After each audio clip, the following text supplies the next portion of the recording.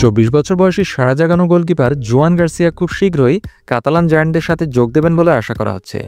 যদিও ট্রান্সফারের আনুষ্ঠানিক ঘোষণা এখনও করা হয়নি, তবে বার্সেলোনা নিশ্চিতভাবেই জোয়ান গার্সিয়ার 25 million euro release clause activate করার প্রস্তুতি নিচ্ছে, যা জোয়ান গার্সিয়াকে আগামী 5 বছরের জন্য ক্যাম্প নুতে নিয়ে আসবে।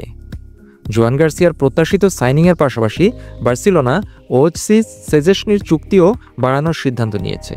এখন এসব কিছুর কনসিকোয়েন্স কী হতে পারে সেটা বর্তমান ক্যাপ্টেন মার্ক আন্দ্রে টের স্টেগান নিশ্চয়ই বুঝতে পেরেছেন। তিনি আর বার্সার নাম্বার 1 গোলকিপার হিসেবে থাকছেন না।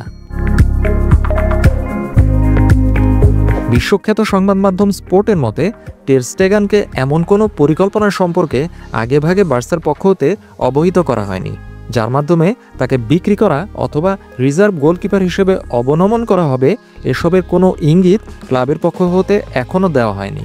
তবুও বার্সেলোনা ক্লাবের এমন নীরবতায় টের স্টেগান মর্মাহত হয়েছেন।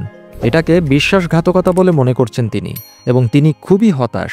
এই গোলরক্ষকের ঘনিষ্ঠ সূত্রগুলি জানাচ্ছে যে টের স্টেগান ভাবছেন এই নীরবতা আসলে বার্সার পক্ষ হতে আকার ইঙ্গিতে তাকে বোঝানো যে তারা আর টের স্টেগানকে রাখতে চায় না। এটাই ভীষণ কষ্ট দিয়েছে টের স্টেগানকে।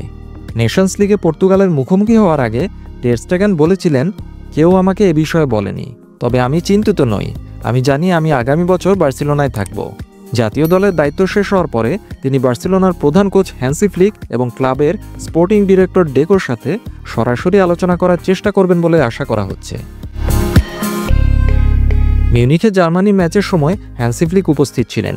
খুব শীঘ্রই এই বিষয়ে একটা সিদ্ধান্ত হতে যাচ্ছে বলে মনে হচ্ছে, কারণ এক ক্লাবে নিশ্চয়ই 3 জন গোলকিপার গোলপোস্টের নিচে দাঁড়াবেন না।